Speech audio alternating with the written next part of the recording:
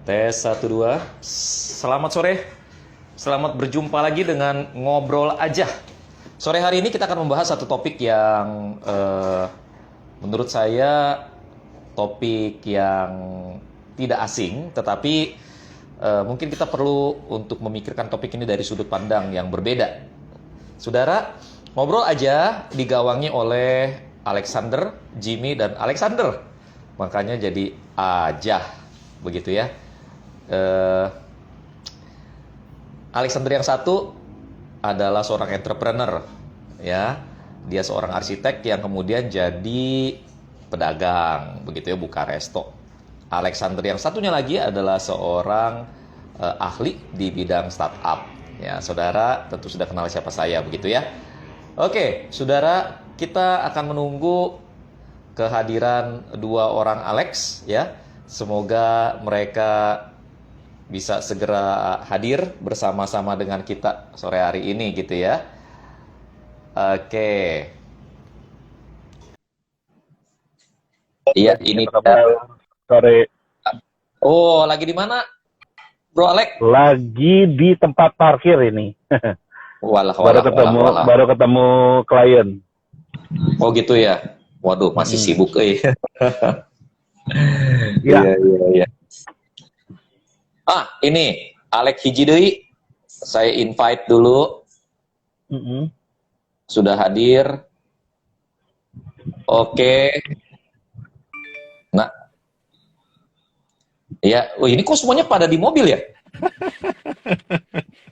Emang lu orang berdua sih paling-paling udah nama sama, kelakuan sama. Iya. Iya. Kerjaan juga mirip-mirip. Kerjaan juga mirip-mirip ya. Oke, Bro Alex Sanderli, silakan kita mulai pembahasan sore hari ini. Kita mau usahakan supaya bisa selesai sebelum 1 jam, gitu ya, supaya nanti tidak sulit pada waktu direkam dan tidak sulit pada waktu di broadcast kembali, begitu ya. Silakan ya. Bro Alex, apa esensi dari pembicaraan kita sore hari ini? Hari ini sesuai kesepakatan kita mau bicara soal time management dan attention management ya. Ya, ini berangkat dari sorry ya nih lightingnya agak gelap, gua nggak bisa pakai lighting ya. Jadi berangkat dari keresahan banyak orang ya, termasuk kita juga.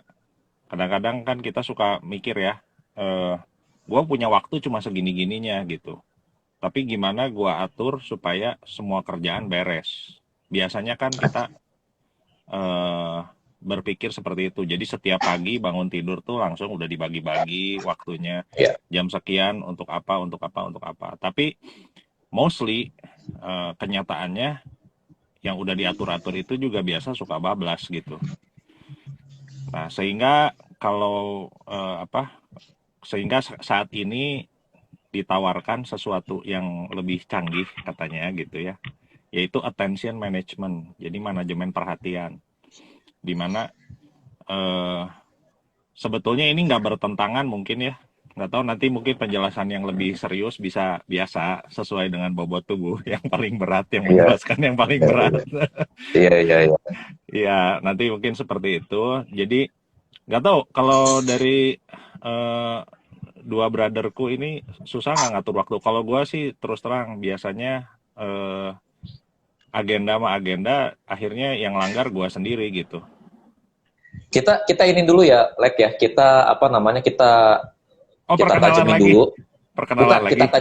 Kita tajemin dulu. Jadi teman-teman, apa yang akan kita bahas sore hari ini adalah mengenai time management dan attention management.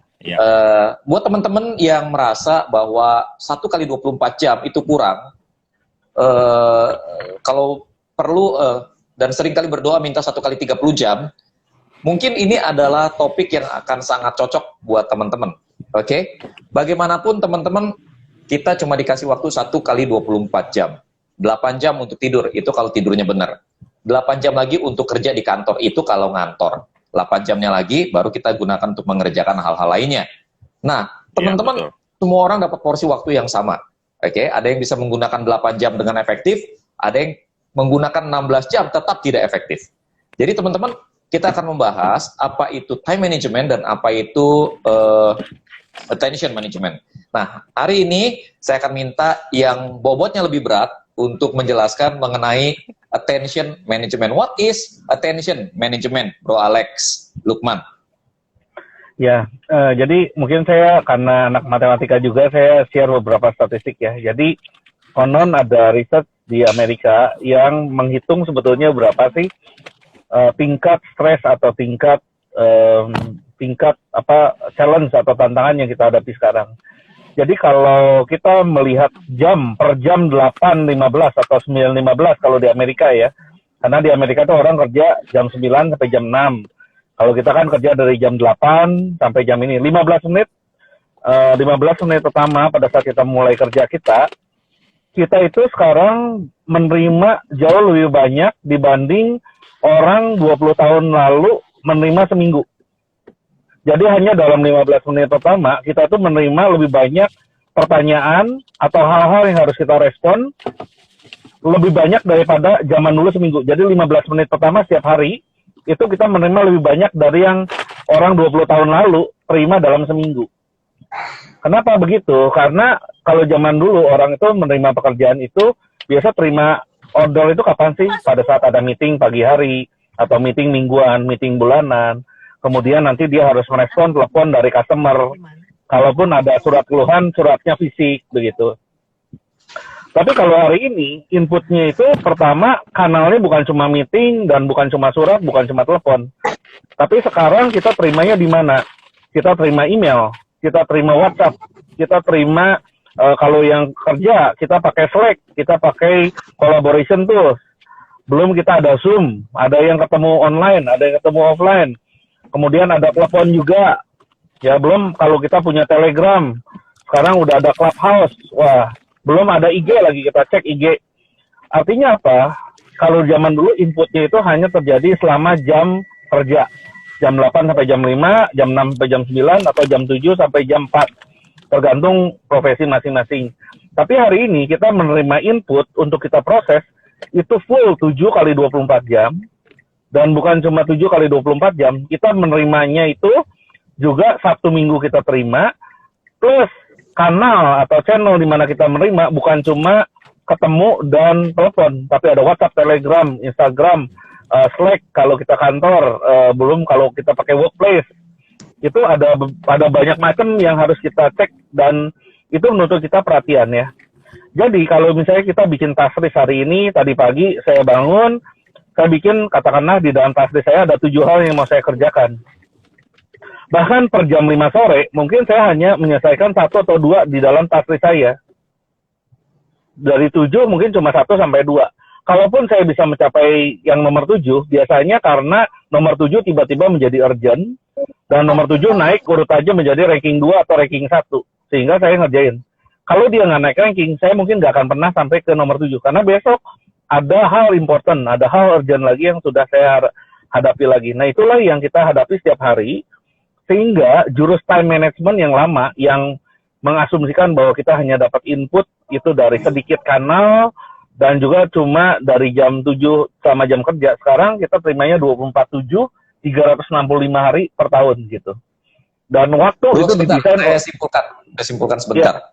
Jadi kesimpulannya adalah kita menerima input informasi dari banyak channel, sehingga kemudian dan kita mempunyai begitu banyak hal yang harus kita kerjakan dalam satu hari, lebih banyak daripada yang sudah-sudah, karena sumber informasi kita juga jadi banyak, channel informasi kita juga jadi banyak, sehingga kemudian banyak hal yang harus kita kerjakan. Kita sudah membuat list apa yang kita kerjakan sekalipun, itu juga akan kembali berbenturan dengan masalah urgensitas.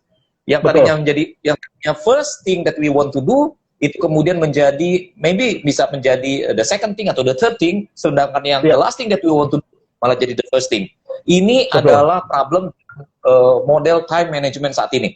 Betul? Itu model time management. Jadi, kalau kita menggunakan metode time management yang lama, di mana kita bilang bahwa kita punya ada 10 activity, kita mau prioritas dan schedule, itu udah nggak bisa bergerak gitu. Karena 10 yang kita jadwalkan, kita nggak tahu bahwa ada 10 lagi yang unplanned, yang tidak terencana, yang tiba-tiba timbul. Tiba-tiba istri telepon, tiba-tiba anak butuh dijemput di sekolah lebih awal, tiba-tiba ada orang yang harus dilayani, misalnya kalau kita rohaniwan gitu. Atau tiba-tiba ada klien datang ke ini komplain. Kan kita nggak bisa tinggalin, itu urgent dan harus kita take care immediately gitu. Betul. Jadi dalam artian ini, kita nggak bisa menggunakan cara lama untuk mengadres itu. Nah, Dan itu sebabnya kita melirik yang namanya attention management ya. attention management. Jadi kita perbedaannya gini, kalau kita misalnya kalau time itu kan salah satu sumber daya ya. Sumber daya yang kita punya itu sama dengan ada waktu, ada uang, ada tenaga, ada pikiran, ada ide, itu kan semua sumber daya ya. Nah, kalau time management itu kita fokusnya di sumber daya gitu. Jadi kita nggak berfokus sebetulnya sama apa sebetulnya yang mau kita capai. Kalau attention itu usulannya adalah kita berfokus pada sebenarnya apa sih yang mau kita capai begitu. Apa sih kita misinya di dunia gitu. Nah, kalau di dalam paradigma lama kita selalu ngomongnya tentang outcome, tentang hasil. Kalau di kantor itu kamu udah jualan berapa banyak, berapa juta, berapa miliar. Kamu udah dapat berapa customer hari ini. Itu kan adalah paradigma lama dan kita menggunakan time management. Tapi kalau hari ini kita harus menggunakan yang namanya attention management. Udah beyond outcome, beyond result. Dimana kita bukan cuma mau punya hasil, tapi kita juga mau ada meaning di belakangnya. Gitu. Nah, karena kita kebetulan Nasrani ini yang ngomong. Nah, ini sebetulnya salah satu orang yang paling hebat, yang paling sibuk di dunia, itu sebetulnya tidak menggunakan time management. Tapi beliau menggunakan attention management. Makanya kalau ada orang lumpuh datang, ada orang anaknya sakit, ada mertua muridnya sakit, dia selalu punya waktu gitu. Kenapa? Karena dia tahu sebetulnya apa misinya dia di dunia, dan dia bukan menggunakan time, tapi dia menggunakan timing. Dia bukan main di Kronos, tapi dia main di Kairos. Kalau bahasa ini apa, mau pakai bahasa yang susah dikit gitu ya. Ya. Nah, sehingga kelihatannya ini orang paling sibuk di dunia ini kok kayak punya waktu yang paling banyak gitu. Padahal waktunya sama-sama 24 jam gitu. Nah, itu satu. Nah, terus kemudian begitu. Tadi Bro Alex sempat ngomong tentang betapa senangnya ya kalau kita misalnya punya task list, ada 5 hal yang mau kita kerjakan hari ini. Selesai semuanya. Nah, tapi yang kita nggak sadar bahwa di industrial era, kita bisa result oriented atau output oriented tadi. Di mana 5 hal yang dikerjakan, itu 5 hal selesai, kita merasa senang. Tapi kita harus sadar bahwa di dunia sekarang ini, itu ada satu terminologi yang dikoin namanya the infinite game. The infinite game. Infinite game ini artinya gini, bahwa kita itu didesain di dalam dunia informasi sekarang, kita itu nggak pernah punya namanya sense of completion. Jadi kita tidak pernah merasa selesai. Karena yang namanya startup, yang namanya corporation, hari ini saya securing katakanlah 10 miliar gitu. Tapi bulan depan target 12 miliar sudah menunggu. Saya dapat 12 miliar bulan depan. Target 15 miliar sudah menunggu. Artinya apa? Dunia kita itu sudah infinite. Artinya kita dituntut untuk berkarya tanpa ada ujungnya. Jadi nggak pernah tuh kita merasa menang. Kapan menangnya? Nggak tahu. Nah, ini yang salah satu katanya yang menyebabkan Amerika kalah di Perang Vietnam. Karena kalau di Amerika, yang namanya perang itu harus ada ujungnya, harus ada selesainya, harus ada completion-nya, menangnya didefinisikan. Tapi kalau buat orang Vietnam, mereka tidak mendefinisikan bahwa menangnya itu apa. Yang penting ini adalah tanah air gue harus mempertahankan tanah air gue, bahkan kalau perlu sampai mati. Artinya apa? Buat orang Vietnam, is infinite gitu. Tidak ada ujungnya. It's like daily struggle, daily fight. Nah, kalau orang Amerika, dia bilang yang namanya perang harus ada ujungnya dong. Nah, akhirnya kalah tuh, walaupun persenjataan, dari jumlah orang, kemampuan, ukuran badan, semua menang.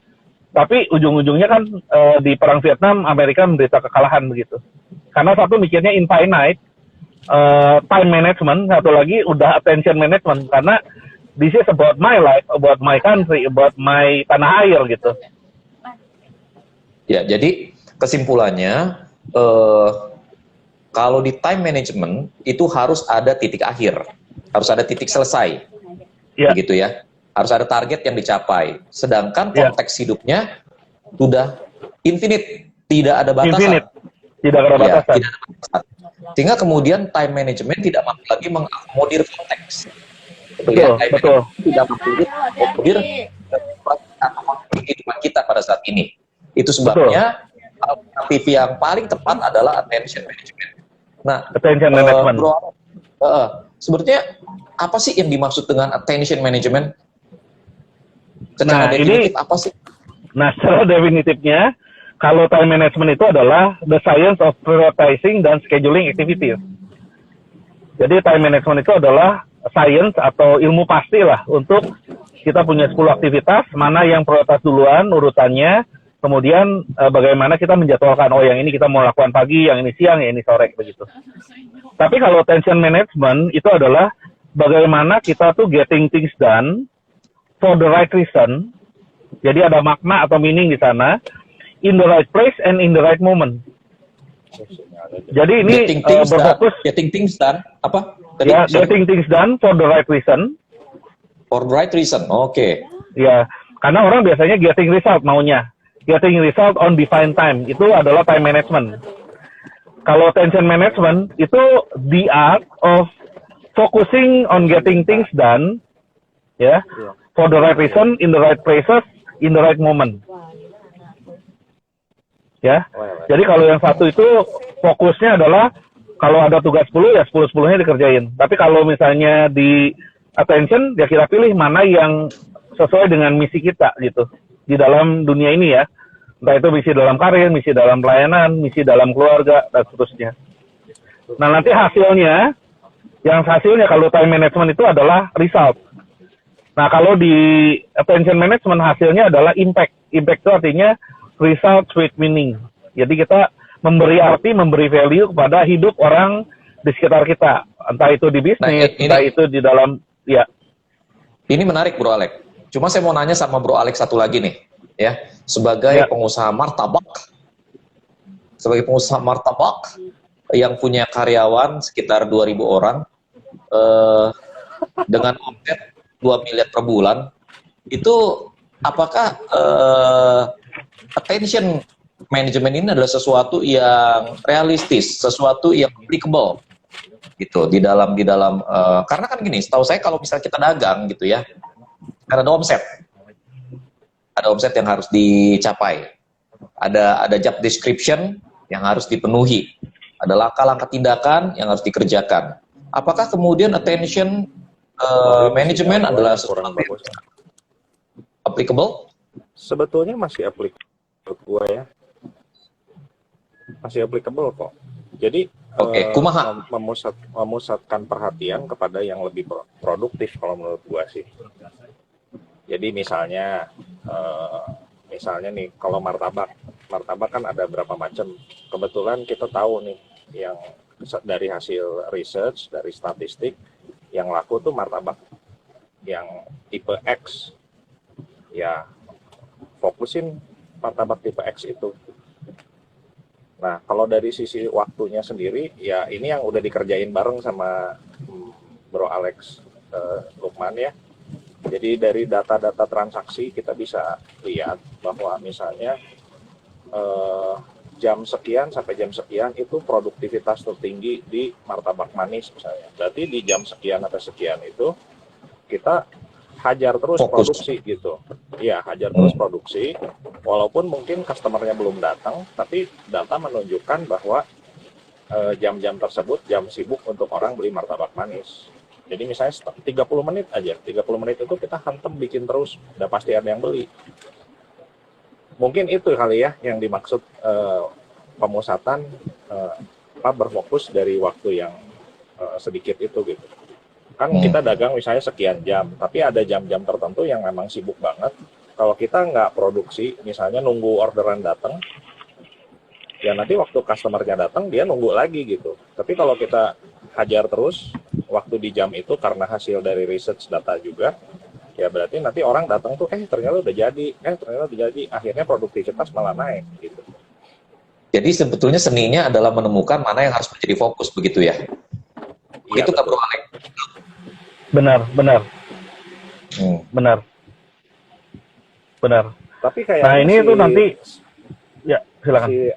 si attention management ini kan tadi kalau dari pembahasan awal muncul gara-gara what is the meaning of my life gitu kan. Jadi kalau yang gua baca sih, Makanya jangan lewat terowongan, lewat Halo, jalan bisa yang dengar? tinggi. Ada yang Ya, jadi muncul gara-gara ya tadi yang gua bilang. Kita kan kalau misalnya membagi-bagi waktu itu kan sebetulnya meng-appoint diri sendiri. Like pokoknya jam 8 sampai jam 9 lu bacain WA. Jam 9 sampai jam 10 apa? Jam 10 sampai jam 11 apa? Kita kan dealing with ourselves. Tapi justru kita sendiri yang langgar karena ya kita ya paling gampang melanggar janji kepada diri sendiri gitu. Karena yang paling fleksibel gitu. Makanya itu time management jadi lama-lama nggak relevan. Tapi attention management ini kalau menurut gua bukan berarti bertentangan sama si time management sih, tapi somehow ada dimensi lain dari time management mungkin ya, kalau menurut gua sih. Gimana tadi? Ya, gini. Sebelumnya saya mau ngajukan satu pertanyaan berikutnya kepada Bro Alex Luke, ya. Tapi setelah itu Bro Alex silahkan nanti take over ya. Karena saya mau nyari charger nih. Dan ini ya, HP gue baterainya udah mau habis. Jadi gini, yang saya mau tanyakan adalah di dalam konteks wirausaha, di dalam konteks dagang, ya di dalam konteks berbisnis, bagaimana kita tahu apa yang harus menjadi fokus? Silakan Pak Alex. Dalam bisnis apa yang harus menjadi fokus ya?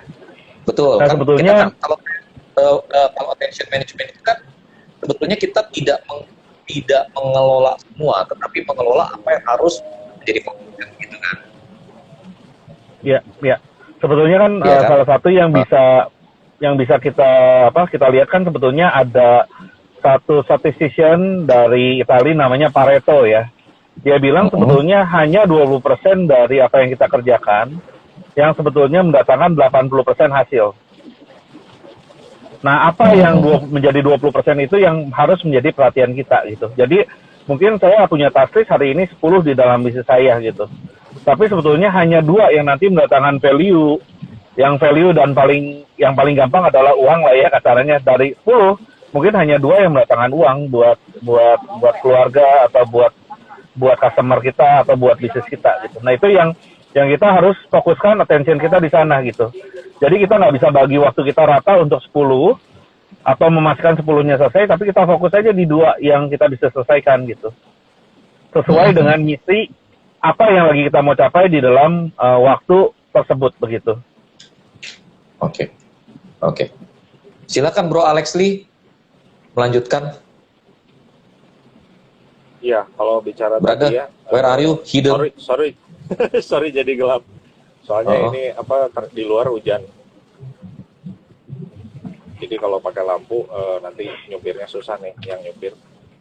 Iya. Jadi kalau tadi kalau time management itu lebih ke arah kita punya waktu cuma sedikit, jadi banyak delegasi gitu kalau bisnis kan. Jadi kalau tadi gua sih setuju kalau tadi dibilang, gua nggak tahu ya kalau dari 10 2 yang mendatangkan hasil kan itu berdasarkan statistik ya. Tapi ya pasti di antara sekian banyak yang kita kerjain pasti ada beberapa yang kasih meaning buat kita. Betul. Ya seperti gitu ya konteksnya yang kita bahas minggu lalu dan minggu sebelumnya, balik ke root-nya gitu ya, sebenarnya kita tuh apa sih gitu. Seperti Bro Alex kan root-nya misalnya konsultan, berarti kasih banyak konsultan ya berarti banyak mencerahkan banyak orang gitu. berarti beliau banyak, ya itu yang mungkin bakal banyak datengin ini buat beliau. Kalau dari sisi gua sendiri, Bro Alex juga suka ngingetin gua, Alex kamu tuh arsitek gitu, bukan tukang martabak. Karena memang juga ya Iya, di iya. Eh, juga di martabak yang bisa kita gali dan bisa jadi manfaat buat banyak orang gitu. Tapi ya pada dasarnya gua arsitek, berarti gua harus pakai ilmu gua sebagai arsitek itu untuk bermanfaat buat orang lain juga. Ya, teman-teman yang sudah hadir bersama-sama dengan kami di dalam acara Ngobrol Aja. Terima kasih sudah hadir, memberikan respon yang sangat positif ya. Dari sekian acara baru hari sore ini yang gue lihat orang masih lambayan, Kemarin Pak nongol aja. Hari ini masuk ngasih lambayan. Aduh, terima kasih sudah acara ini. Nah, akan sangat berarti, akan sangat betul pada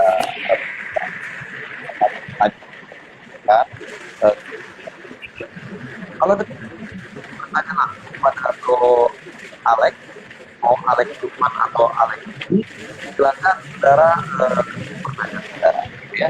Nanti kita bacakan sama-sama supaya kemudian nanti dijawab gitu. Ya, sebetulnya sih yang menjadi pertanyaan saya adalah ini nih, kalau misalnya ya kita fokus pada yang harus kita lakukan begitu ya, fokus pada satu hal begitu ya.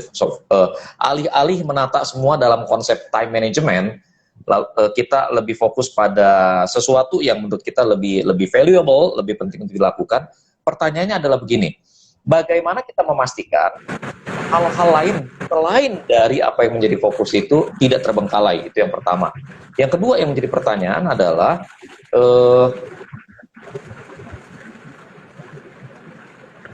aku lupa nih. Jadi gini, yang pertama, bagaimana kita memastikan bahwa hal-hal lain tidak terbengkalai. Yang kedua, bagaimana kita memastikan bahwa apa yang kelihatannya valuable ini bukanlah sesuatu yang sifatnya urgent dan mendesak untuk dikerjakan segera. Itu loh. Padahal mungkin ada hal-hal lain yang sifatnya jauh lebih valuable tapi tidak terlalu mendesak. Maksud saya jangan maksud saya begini, jangan sampai kita terjebak di dalam kondisi terdesak mengerjakan hal-hal yang mendesak, padahal sebetulnya hal-hal mendesak tidak terlalu valuable, begitu maksud saya. Bagaimana kita bisa memastikan itu tidak terjadi? Silakan Bro, baik Bro Alex Lee atau Bro Alex Lukman, silakan kalau mau memberi jawaban tentang hal ini. Silakan Bro Alex Lee dulu. Kalau gue pikir sih ya, memang kan ada, nah ini terjebak, bukan terjebak, ini mengarah ke beberapa komunitas yang sempat gue kunjungin di Clubhouse ya. Ada yang mempertanyakan soal yang dikejar tuh passion dulu atau duit dulu gitu. Nah ini gue mau kejar duit tapi gue nggak suka kerjaannya gitu. Atau gue mau kejar passion tapi nggak ada duitnya. Mungkin ke arah sana ya, Bro Jim ya. Bisa juga. Pertanyaannya kan masalahnya yang mana? yang maksudnya gini, iya. Kita aja kan passion kan. Yang kita mau ngerti passion dulu yang menjadi passion, tapi ternyata passionnya tidak mendatangkan uang. Padahal yang saat itu dibutuhkan adalah uangnya gitu kan. Tapi kemudian ada juga orang yang ngejar uang, tapi kemudian apa sih? Memang tapi tidak meaningful pekerjaannya gitu. Itu satu hal. Tapi di sisi lain misalnya kita anggapkan kita jualan martabak gitu ya. Lalu kemudian kalau martabak lebih simpel, tapi kalau jenis bisnisnya jauh lebih kompleks gitu kan. Ada purchasing, ada marketing, ada apa ya. Oke, sorry to say itu beberapa waktu yang lalu gue pernah bincang-bincang sesama arsitek ya. Dan kita diskusi gitu dari sisi project ya. Project-project yang pernah kita kerjain, ada yang kita happy kerjainnya, hasilnya baik, tapi ada juga yang kita kerjain nggak happy dan hasilnya nggak baik. Tapi yang kita kerjain nggak happy ini juga sebetulnya penghasilan buat kita. Nah, Ya. jadi untuk mengatasi situasi hati yang maksudnya mana ya yang mesti diperhatiin, ada proyek-proyek tertentu yang akhirnya kita bikin istilah itu namanya proyek dapur ngebul katanya. Kalau proyek dapur ngebul mungkin kliennya buruk gitu ya, terus kerjasama dengan kliennya kurang menyenangkan, Tapi dia duitnya tetap boleh. tapi dia mendatangkan hasil Iya. buat kita. Ya udah kita tetap kerjain, tapi taruhlah perhatian lebih kepada proyek-proyek yang nanti akhirnya bikin reputasi kita, maksudnya bikin reputasinya bukan secara ini ya, tapi bikin portfolio kita lebih bagus gitu. Misalnya Ya, desain yang ya. ini, aduh gue seneng banget.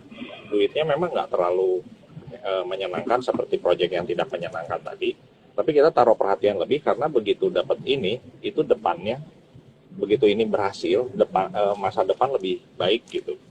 Tapi untuk menunjang logistik, kita tetap harus ngerjain yang namanya proyek dapur ngebul tadi gitu. Menurut gua sih Ya, gitu ya. Jadi memastikan itu ya pasti kita bisa milah-milah. Kalau misalnya kayak kita arsitek, kita tahu proyek ini, ini mah aduh gimana ya, kayaknya nggak mendatangkan sesuatu nilai tersendiri terhadap arsitekturnya kita. Tapi kita memang harus kerjain. Tapi di sisi lain ada proyek-proyek yang nilainya baik untuk nanti kita ke depannya gitu. Ya itu juga kita harus kasih perhatian yang lebih. Yes. Kalau menurut gua sih gitu Bro ya. Alex, lu gimana? Kalau menurut Bro Alex, silakan. Kalau saya balik lagi sih sebetulnya ke identitas ya, maksudnya identitas dan apa sih misi kita di dunia. I think atau misi kita pada saat ini ya. Mungkin aja kan misi itu kan bukan buat masa depan, tapi misi itu yang sedang kita lakukan sekarang. Apa sih misinya Alex ya? Apa sih misinya Kojimi gitu? Kita kan pada saat ini punya misi yang penting, misalnya misinya adalah yang pasti saya harus taruh makanan di atas meja misalnya. Ya berarti itu adalah attention kita harus di situ gitu. Nah semua hal-hal lain yang nggak akan mendatangkan nasi di atas meja mungkin harus kita tinggalkan gitu. Nah saya rasa itu berasal dari identitas kita dan juga misi kita saat ini gitu. Nah itu yang mungkin harus kita ini, misi kita di dunia juga akan menentukan apa yang akan kita lakukan ya. Misalnya kalau misi kita adalah membantu orang-orang miskin atau membantu orang-orang yang tidak bertuhan untuk menjadi bertuhan misalnya. Ya udah berarti itu misi kita gitu. Dan itu akan mendefinisikan apa yang layak mendapatkan atensi kita dan perhatian kita dan waktu kita gitu. Ya. Gua setuju gitu sih, sih. balik lagi ke identitas tadi. Ya. Iya. Saya setuju sih ya. Yang penting kita adalah memahami apa yang Tuhan taruh di dalam hati kita, apa yang Tuhan mau untuk kita kerjakan sih sebetulnya. Dan kita fokus ke arah sana sih. Kita harus memahami bahwa 24 jam itu panjang, tetapi sekaligus terbatas. 24 jam itu panjang, tapi terbatas. Artinya 24 jam itu ya waktu yang lama, which is ya kalau bisa digunakan 24 jam itu secara maksimal, which is sebenarnya nggak mungkin, karena kita cuma paling pakai berapa sih, 12 jam, 16 jam gitu ya. Panjang, tetap panjang, tapi terbatas dalam arti kita dibatasi oleh ruang dan waktu, kita dibatasi oleh keterbatasan kita, sehingga kemudian 1 kali 12 jam atau 1 kali 16 jam tetap waktu yang sangat pendek untuk kita mengerjakan banyak hal sekaligus. Kita harus fokus pada apa yang benar-benar produktif, dan produktivitas itu memang diukur dari pemahaman kita tentang siapa kita, kenapa kita ada di dunia ini, apa yang Tuhan mau untuk kita kerjakan. Saya sih ngelihatnya lebih ke arah gitu sih. Setuju Bro Alex. Mungkin seperti Maria dan Martha kali ya, Kojimi saya nyamar jadi rohaniwan kali ya. Kan Yesus bilang kan, dia bilang you're worry about so many things, selalu banyak hal gitu. But only few things are important, cuma beberapa yang important. But only one thing is needful katanya, cuma satu hal yang paling berharga. Maria pilih itu, dan itu nggak akan diambil daripadanya gitu. Jadi biasanya kita tuh worry about many things. about time management. Tapi sebetulnya dari many things only few are important, but only one thing is needful gitu. Nah, dan one thing itu nggak bisa diambil daripadanya. Nah, kalau aplikasinya pada kita sebetulnya mungkin one thing yang paling needful, karena kita diciptakan oleh pencipta kita dan untuk mencipta kita. Nah, mungkin I think one of the most important thing yang pasti nggak akan salah puja adalah spend time with him sih. Iya. Betul. Iya. Gitu. Iya. Nah, nanti dari situ kita bilang, Tuhan kan saya diciptakan oleh Engkau gitu. Sebetulnya Tuhan mau saya ngapain hari ini begitu. Iya. Betul. Karena Betul. only few things are important, tapi one Betul. things are needful. One things are needful. Artinya yang paling penting itu cuma satu, dan itu nggak akan diambil daripada si Maria gitu. Saya rasa itu sih inti dari attention management ya. Saya hari ini saat teduh kan kita mulai lagi pembacaan Alkitab ya, dari Januari kita mulai lagi dari nol gitu pembacaan Alkitabnya, dari kitab Kejadian lagi. Hari ini berdasarkan schedule saya udah masuk ke ulangan 30-an begitu ya. Nah, sepanjang kita ulangan sebetulnya titik fokusnya adalah mendorong umat Israel untuk mengasihi Allah dengan totalitas dirinya. Itu sebetulnya esensi dari kitab Ulangan. Mengingatkan kembali bangsa Israel untuk mengasihi Allah dengan totalitas dirinya. Nah, Musa terus mengulangi pengajaran. Nah, berkat yang saya dapat adalah begini. Sebetulnya tugas rohaniwan itu cuma satu sih sebetulnya. Tugas seorang pengkhotbah, tugas seorang rohaniwan itu bukan ngurus tetek bengek A, B, C, D, bukan. Bukan ngajar Alkitab, bukan. Bukan berkhotbah, bukan. Tugas utamanya adalah mengajar jemaat untuk mengasihi Allah. Dan ekspresi kasih kepada Allah adalah mentaati Allah. Dengan kata lain, pada akhirnya, tugas seorang rohaniwan adalah mengajak umat untuk mencintai Allah dan mentaati Allah. Itu sih sebetulnya yang menjadi core. Lalu kemudian saya berpikir begini, bagaimana mungkin seorang pengkhotbah, karena kan gini ya, sebagai pengkhotbah, sebagai seorang pengajar jemaat, saya seringkali digoda dan tergoda untuk menyampaikan khotbah-khotbah yang sifatnya moralitas. Mengajar orang untuk tidak melakukan ini dan melakukan itu. Lalu kemudian saya tergoda untuk memotivasi orang, didorong. Walaupun tidak salah ya, tapi saya tergoda dan digoda untuk lebih berwarna motivasional. Begitu, walaupun itu tidak salah. Bagaimana saya bisa terhindar dari jebakan itu? Mengkhotbahkan khotbah moralistik karena moral itu sendiri. Bagaimana mengkhotbahkan khotbah-khotbah motivasional karena motivasi itu sendiri. Bagaimana tidak terjebak ke sana. Akhirnya saya mendapati bahwa sebetulnya satu-satunya yang bisa menghindarkan kita dari jebakan-jebakan tipis semacam ini adalah hubungan pribadi kita dengan Allah. Wow. Kalau si pengkhotbahnya mengasihi Allah dengan totalitas dirinya, maka dia tidak akan kehilangan fokus itu. Dia mengerti, dia memahami bahwa sebetulnya tanggung jawab utamanya adalah mengajak jemaat untuk mencintai Allah. Apapun warna khotbahnya, esensi utamanya adalah mengajak jemaat mencintai Allah. Tapi ini nggak mungkin keluar dari pengkhotbah, dari rohaniwan yang tidak mencintai Allah. Ini yang jadi problem. Jadi prioritas utamanya sih memang adalah mencintai Allah dengan totalitas diri. Kalau itu kita bicara dari perspektif kekristenannya. Dan segala sesuatu seharusnya bermuara dari sana. Wow. Gitu. Keren banget, Ko Jimmy. Iya, kebetulan dapat firmannya begitu tadi. Puji Tuhan. Wow. Firmannya begitu, terus kopinya dari mana itu? Kopi dagoai non namina. Dari Papua, dari Dogiai. Dogiai. Ngeunah. Ngeunah. Pokoknya gue kalau kena kopi, hawanya otak lebih kinclong. Lebih encer lagi ya. Lebih encer. Iya sih, saya ngeliat itu sih. Tapi jujur ya Bro Alex Sukman ya, saya merasa itu di situ saya miss banyak. Gitu loh. Jadi waktu saya ngomong ini, sebetulnya hati saya nangis sih. Kemana aja gue nih selama ini begitu ya? Kebenaran yang paling tepat di depan mata. Tapi memang kan begini ya. Lebih gampang buat kita ngelihat begini daripada kita ngelihatnya begini. Lebih gampang. Betul. gitu. Jadi ya semoga apa yang saya sampaikan hari ini tidak saya sampaikan untuk Anda semua para sahabat di ngobrol aja, bukan untuk Anda tapi untuk saya. Semoga ini melekat untuk saya. Iya. Iya. Ya. Kalau ini Sebetulnya itu yang menarik dari ngobrol aja kayaknya Ko Jimmy, bahwa sebetulnya apa yang kita sharekan sebetulnya seperti ini ya, seperti menunjuk satu jari menunjuk ke teman-teman, tapi 4 jari menunjuk ke diri kita sendiri, Ko Jimmy. Karena saya share apa yang saya share, Ko Jimmy share apa yang Ko Jimmy share, itu sebetulnya yang paling terjeplak kan yang lagi diomongin sebenarnya diri kita sendiri ya. Betul. Bener banget. Betul. Iya. Karena sih jujur aja sih di ngobrol aja ya Bro Alek Lukman ya. Di ngobrol aja ini kita bertiga kan ya jadi bongkar dapur nih ceritanya nih.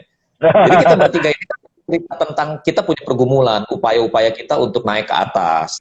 Kita nih seperti 3 orang yang sedang terendam di dalam lumpur, tapi bersama-sama bergandengan tangan mau coba naik ke atas. Dan dalam upaya kita naik ke atas, kita berusaha untuk ngajak orang lain ikut naik ke atas. Tapi kan sebetulnya kita udah kelelep duluan. Kita sama-sama udah kelelep, kita sama-sama udah kelelep itu lumpurnya, kita berusaha naik gitu.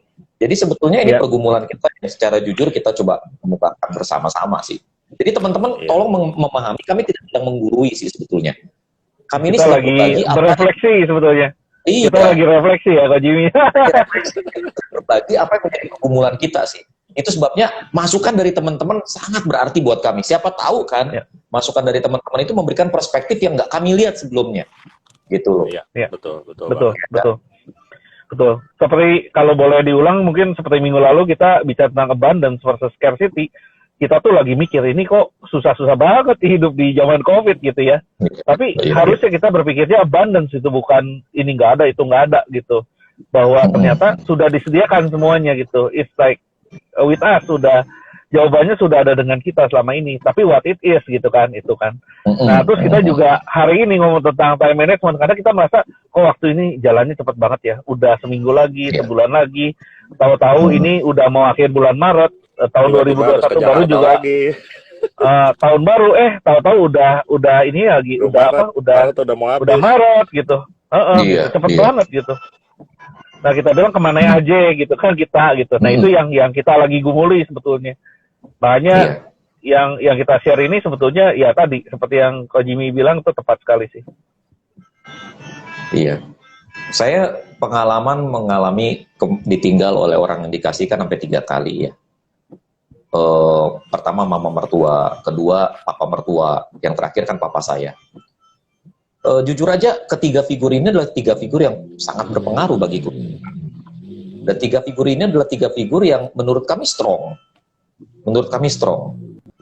Berpengaruh, strong. Dan karena khususnya buat saya papa kandung saya, karena kan dia papa kandung saya, saya lahir sampai saat ini begitu.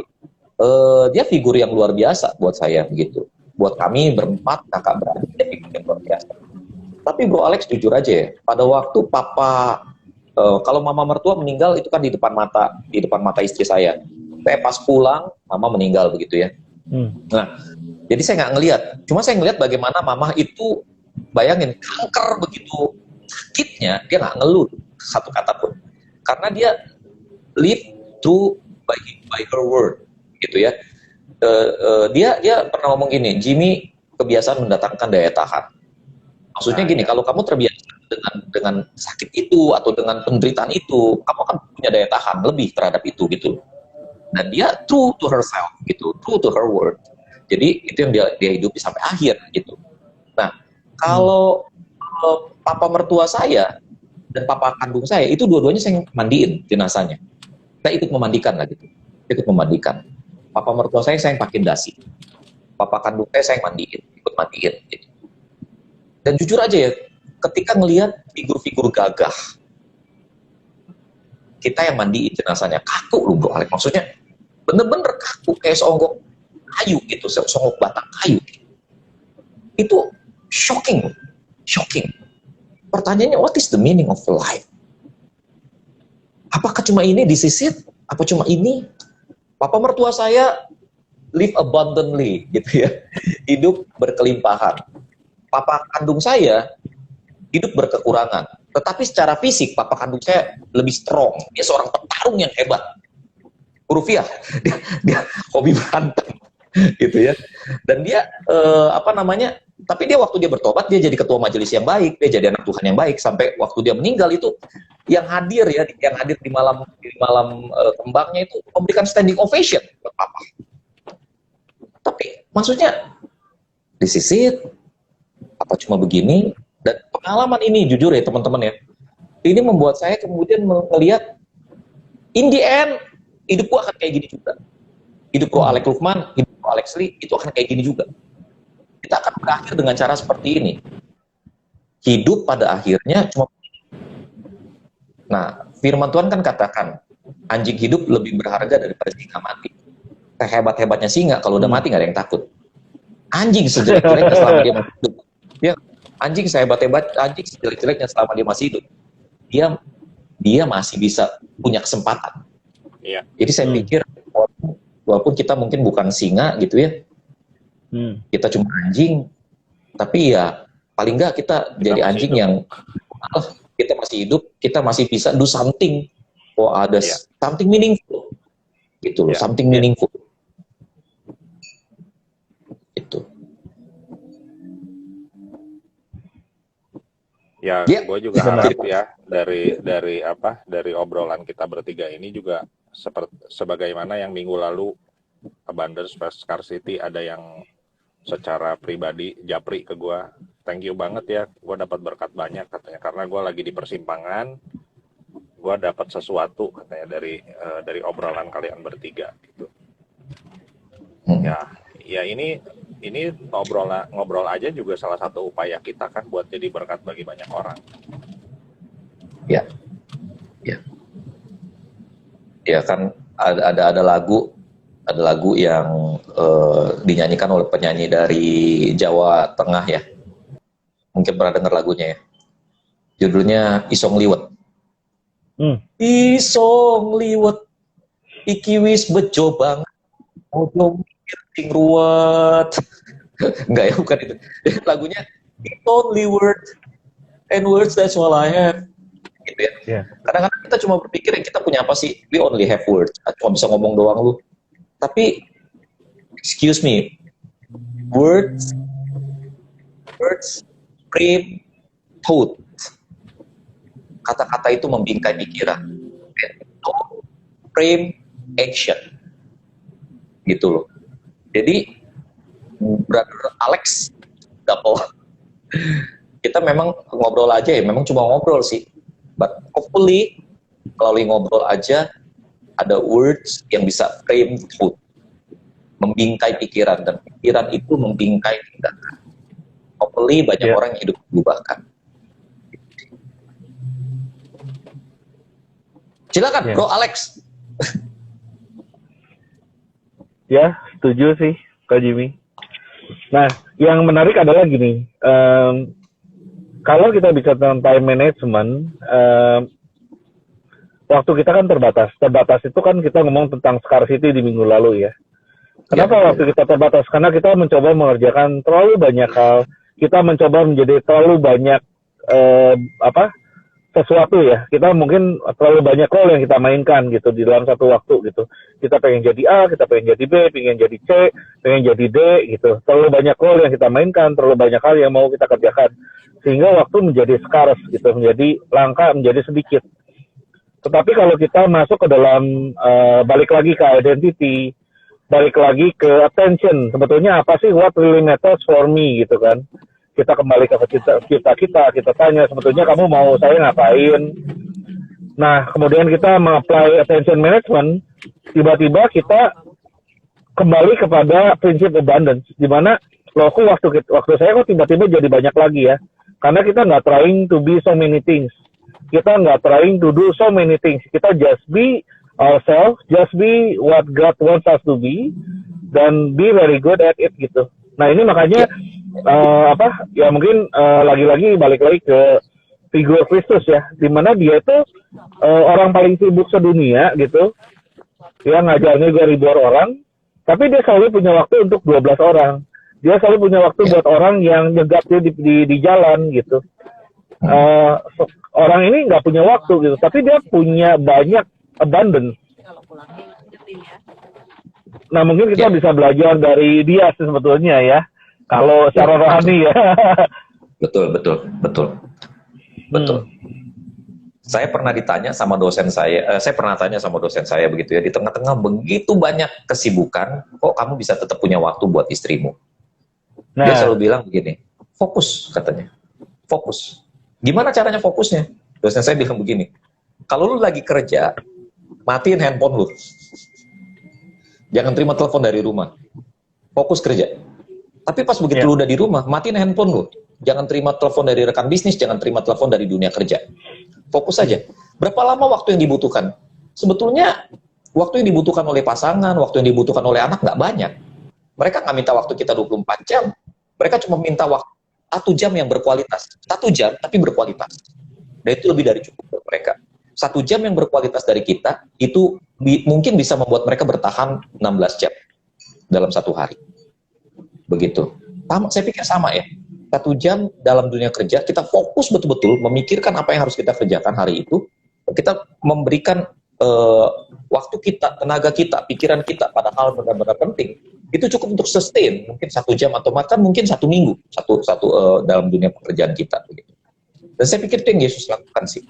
Ketika dia berjumpa dengan orang-orang yang membutuhkan dia, pikirannya tidak terbagi. Dia fokus pada momen itu, menyelesaikannya pada momen itu. Gitu. Ini kelihatannya lagi hujan ya? Hujan.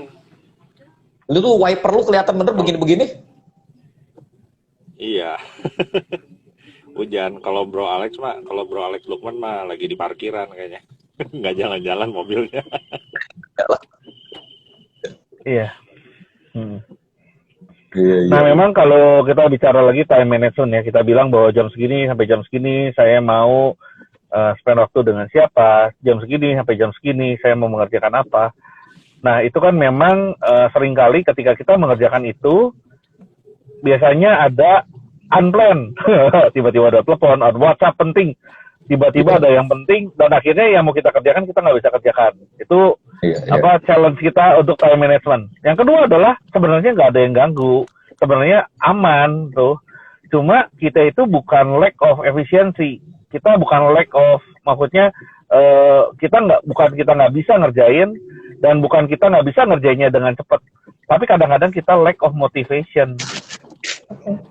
Sehingga yang udah kita plan, jam segini sampai jam segini mau dikerjain, itu nggak selesai. Sebetulnya misalnya kita menyiapkan misalnya presentasi untuk besok. Mungkin sebetulnya kalau kita lagi punya motivasi, bisa selesai 2 jam.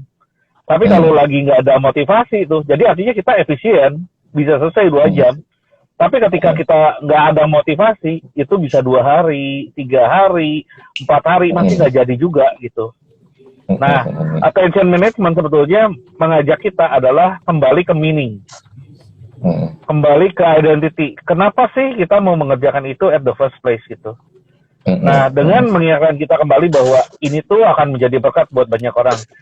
Nah, apa yang kamu lakukan ini akan mendatangkan misalnya roti dan makanan di meja keluarga kamu gitu.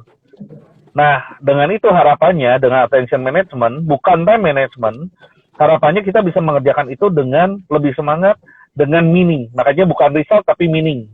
Result plus meaning gitu. Itu yang ada di attention management.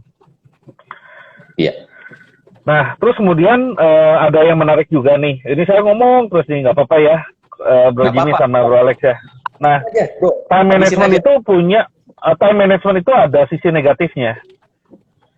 Karena time management kita kan yang kita manage adalah time, yang kita liatin waktu, yang kita track dan monitor juga adalah waktu gitu. Nah, ketika kita ngeliatin waktu, kita ngitungin waktu, kita memonitor waktu, itu tuh yang kita lihat adalah seberapa banyak waktu yang kita buang, seberapa banyak waktu yang kita sia-siakan. Nah, kemudian kita feel bad about it. Terus udah gitu kita menghukum diri sendiri. Condemnation. Kalau di bahasa rohaninya, condemnation. Nah, kalau udah condemnation, nah itu udah lingkaran Satan itu katanya. Karena bilangnya adalah, Alex kemarin lu gagal dari 10 tas, lu cuma bisa nyelesain 3, 7 nggak selesai. Hari ini nggak beda Lex, dari 10 cuma selesai 4, 6 nggak selesai. Lu pakai apa aja waktu lu gitu. Nah, ketika ada condemnation, ada lingkaran Saiton, I feel bad about it. Nah, itu nggak ada orang yang ditolong. Saya tidak menolong orang lain, saya tidak menolong keluarga saya tidak menolong diri saya sendiri gitu. Tapi ketika kita mengerjakan dengan attention management, balik identitas, sebetulnya what I'm here for gitu, in this earth gitu ya, in this world gitu. Kita melakukan itu, di akhir hari, kita feel good. Kita memang nggak menyelesaikan banyak hal. Kita udah nggak hitung-hitungan waktu, tapi kita tahu bahwa hari itu, kita sudah menjadi berkat buat keluarga kita. Kita sudah menjadi sesuatu yang menginspirasi tim kerja kita, yang sudah membantu klien kita, dan seterusnya gitu. Jadi di akhir hari, feel good. Time management seringkali membuat kita feel bad. Tapi attention management yang benar itu membuat kita feel good. Yang satu adalah ngomong scarcity, bahwa waktumu terbatas. Tapi attention management itu membawa kita kepada abundance. Ternyata waktu gue banyak ya, gitu. Ya. Oke.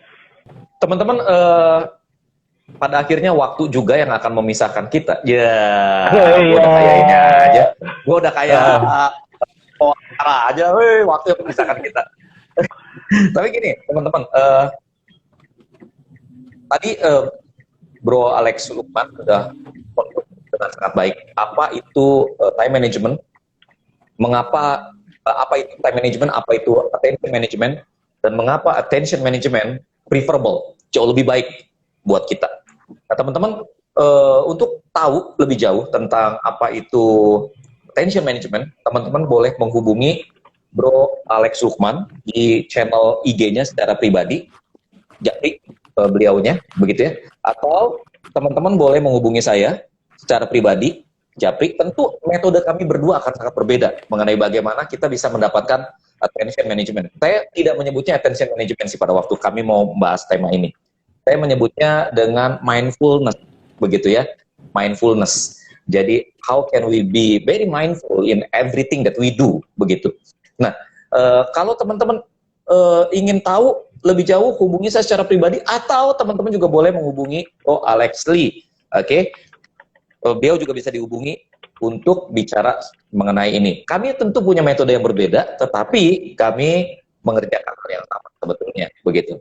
Teman-teman, kalau ada masukan, ada saran-saran yang teman-teman ingin berikan buat acara ngobrol aja, jangan ragu untuk menghubungi kami bertiga. Kalau topik-topik yang teman-teman pikir perlu untuk dibahas, berhubungan dengan kebutuhan teman-teman, jangan ragu-ragu untuk menghubungi kami bertiga. Oke? Bro Alex, Lukman ada tambahan? Sudah. Bro Jimmy, thank you very much. Bro Alex, dia ada Bro Alex tambahan? juga thank you. Oke, saya Jimmy Lukas untuk ngobrol aja.